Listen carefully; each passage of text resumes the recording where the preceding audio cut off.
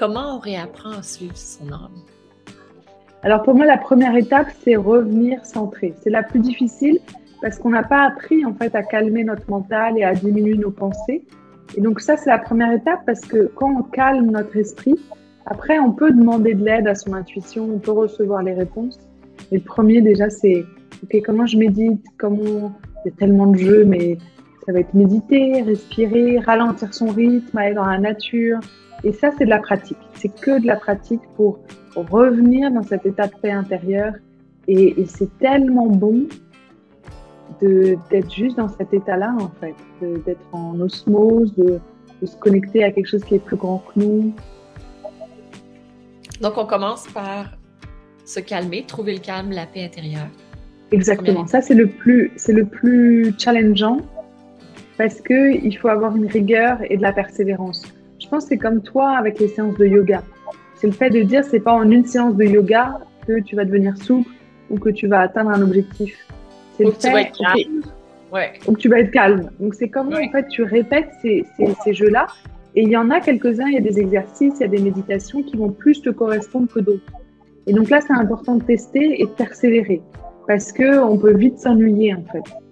Et puis on peut vite dire j'y arrive pas alors qu'en fait c'est juste le mental qui joue résiste. Un petit peu, qui résiste. il joue à résister. J'aime ça. Et oui. Des fois, mais en plus, moi, je fais souvent méditer, tu vois. Et puis, il y a des moments où je remédite.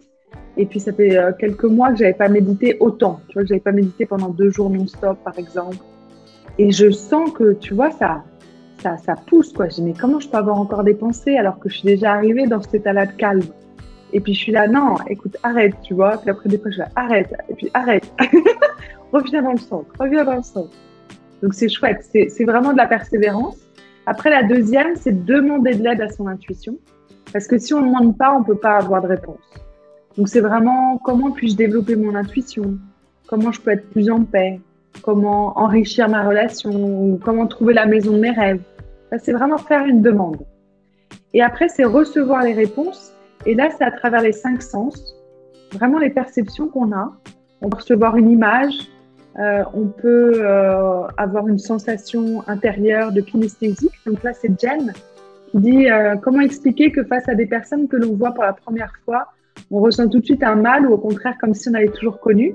Ça, c'est de l'intuition. On passe par notre perception sensorielle kinesthésique et on le sent à l'intérieur de soi. Et après, on peut avoir aussi du son. Ça peut être soit du silence intérieur, soit un message doux, comme si c'était sa propre voix qui nous guidait, qui nous apaisait. Et ça peut être aussi des fois des chansons. Moi, j'ai des personnes qui entendent des chansons et après qui vont voir les réponses, tu vois, grâce aux paroles, quoi, de ce que ça veut dire, en fait. Donc, on a vraiment ces 5 sens-là. Après, on a le gustatif et l'olfactif, mais ils sont moins développés. Mais par exemple, pensez à une personne, vous voyez son visage et en fait, dans la journée, elle vous appelle. Ça, c'est une intuition. C'est vraiment comme s'il y avait quelque chose, une connexion qui était au-delà en fait de la simple logique. Et après, là, l'idée, c'est d'avancer. Donc, c'est le 4e. C'est comment on a le courage de suivre son intuition, même si on lâche le contrôle, même si on ne contrôle pas tout. Et c'est ça qui est challengeant. C'est parce que quand on quitte d'un mode de logique à un mode de suivre son intuition, on ne perd pas le raisonnement, mais il y a des moments où on est obligé de lâcher prise, quoi. Là, on est obligé de prendre le parachute et d'y aller, quoi. Et c'est là où ça fait peur. Mais en même temps, c'est là où on vit. C'est là où c'est excitant. C'est pour ça qu'on est là. Mais oui. En fait, si on reste toujours dans la même petite boîte, les mêmes petites routines, la même prévisibilité, ça devient ennuyant. Ben, c'est ça. Et puis après, je pense qu'on a chacun sa petite dose d'aventure, tu vois. L'idée, c'est pas de partir à l'aventure, d'aller au bout du monde comme Maryse ou comme j'ai pu faire, mais c'est dire, ok, est-ce qu'aujourd'hui, au lieu d'aller tout de suite à mon bureau, je passerais pas par, je sais pas moi, un lac, un petit parc et je respirerais profondément, ou je vais m'inscrire à un nouvel atelier ou à une nouvelle activité. Il y a toujours cette petite aventure qui nous aide à nous dépasser un petit peu, et c'est vraiment ce petit pas après petit pas où là, on est prêt après à faire des choses qu'on n'aurait jamais imaginé faire avant, quoi. Donc voilà. Et le cinquième, c'est vraiment célébrer, faire le deuil. C'est d'être dans ce cycle-là parce qu'on se met beaucoup de pression. On a envie de tout faire, on a envie que tout soit parfait. Et c'est de dire, OK, chaque jour, tiens, de quoi je fais le deuil aujourd'hui et qu'est-ce que j'ai envie de célébrer? Et moi, je le fais quasiment tous les jours avant de m'endormir. Et j'aime bien le partager aussi des fois en famille. Quand je pars en voyage avec mon frère et mon père, on célèbre le soir et on fait le deuil de quelque chose. Parce qu'on est vivant et ça nous permet juste de nous rappeler qu'on a certaines réussites aussi dans la journée et que c'est bien de les exprimer et de célébrer ça. Vous avez aimé cette vidéo?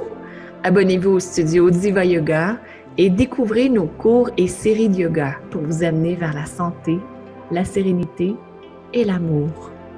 Au plaisir de vous accueillir au sein de la magnifique et bienveillante Diva Family.